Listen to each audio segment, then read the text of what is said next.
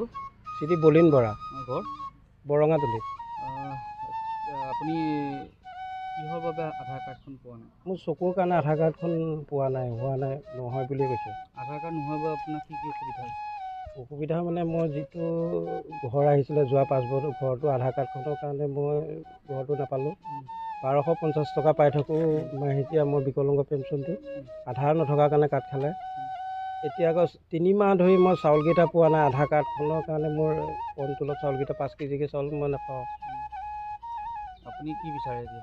চৰকাৰৰ ওচৰত মই এইটোৱে অনুৰোধ কৰোঁ যে মোৰ আধাৰ কাৰ্ডখন উলিয়াই দি মোৰ যাতে ল'ৰা ছোৱালীকেইটা পোহপালন দি যাতে মোৰ ঘৰটো অহাৰ ক্ষেত্ৰত পঢ়া শুনাৰ ক্ষেত্ৰত অকণমান